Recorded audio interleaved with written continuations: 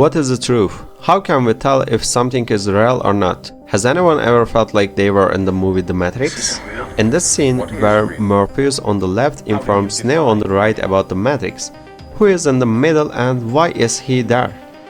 For instance, I'm not even sure why I'm here.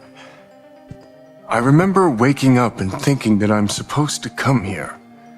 That it was important for me to ask people, how do we know what is real? The scenes I'm showing you now are not from the original 1999 movie. On the opposite, these images have been completely resimulated on a computer. So should we look in the mirror again to see which one is the real one? Hi, I'm Keanu Reeves. Over 20 years ago, I first played the character Thomas Anderson in the Matrix trilogy. Which one do you think is real, Keanu Reeves? I would love to hear your comments. The Matrix is without a question one of the best movies ever made, far ahead of its time. This movie in which people are inside strange capsules, as you can see in the video, but communication with a Nokia push-button phone offers viewers an unforgettable experience with iconic images and a deeply thought-provoking story. Today I would like to give you an overview of supercomputers and high-tech simulations that are being used to understand the dynamics of the universe's existence. Cosmologists are using huge supercomputers to simulate parts of the universe in extreme detail in order to better understand it. But these simulations are done using just one computer program, which creates a fake but extremely realistic version of the universe.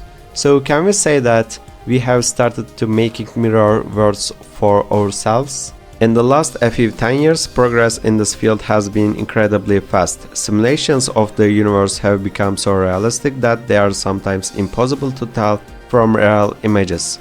These advances bring with them exciting potential when we think about what we can do in future. For example, as Elon Musk said, 40 years ago we were playing Pong or Tetris. Today we are lost in hyper-realistic computer games.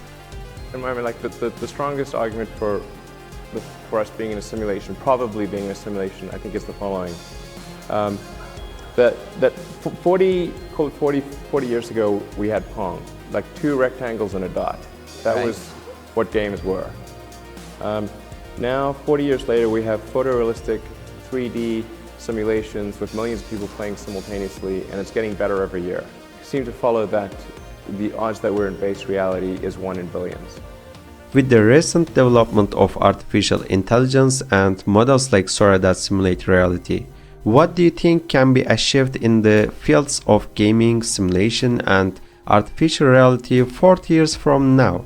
How will these future technological developments affect us?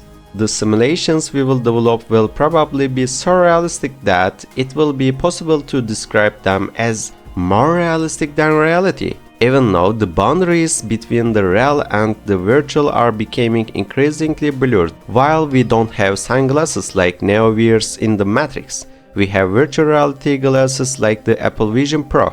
With the development of these devices and the widespread use of increased reality applications, the difference between the virtual world and the real world is becoming less and less distinct.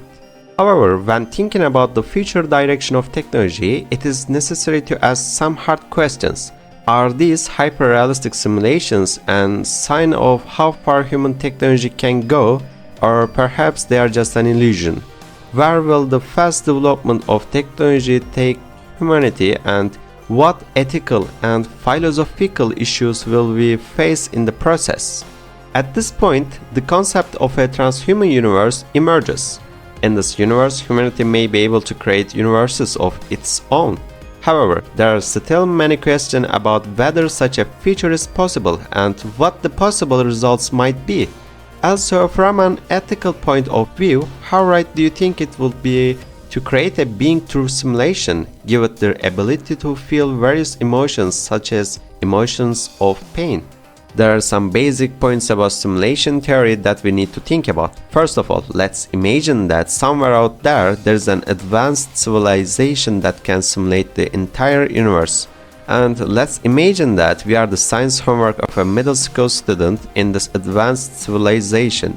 So the whole universe has to be simulatable by computers. But how possible is this and how realistic is it? Secondly, it is important to consider if human beings have a special place in the universe. If human cognition can emerge as a result of evolutionary process, does the simulation theory lose its value? Finally, in this highly advanced civilization, technology needs to develop in a positive way, so there should be no risk of them creating atomic bombs and destroying themselves like us. More research and analysis is needed to answer all these questions and to understand the truth or falsity of simulation theory. But for now, advances in science and technology promise us a very exciting future. We are the ones who will shape this future, and it is our responsibility to ask and answer these questions. So far, we have talked about the possibility that we are the product of another civilization, but can humanity create a virtual world on its own? As you know, I recently mentioned that Neuralink was connected to a human for the first time. Those who are interested can take a look at this video. In shortly, it is a chip that helps to understand and process brain signals. Now let's put this aside and add the Sora to it. Imagine that Neuralink will transmit near reality images of Sora with a direct connection to the brain. And not that only, actually, you will even feel the air, temperature and smell of the place. Sounds pretty crazy, right? Doesn't it? In the past, it would have been hard to talk about, but now we know that we are very close to possibility. If one day you feel stuck between virtual and reality, just look at the lines on the crosswalk. Why? Because you will realize that there is a pattern that copies each other. All the lines have the same pattern. Well, this is quite normal actually. There are maybe more than 1,000 crosswalks in the city you live in, and they all have a different pattern. In the same way, even the very similar objects we see around us are made up of a million of different patterns. So what I am saying it is that we don't have a computer that can process all this data at the same time. There are thousands of errors in the games and all these simulations. But in our whole universe, you can see a single unusual error. If you still suspect this, you can go outside and explore our world of unique beauties. But wait, before this discovery, if you like the video and subscribe to my channel, it will be a source of motivation for me to come up with new videos. Stay healthy until the next video.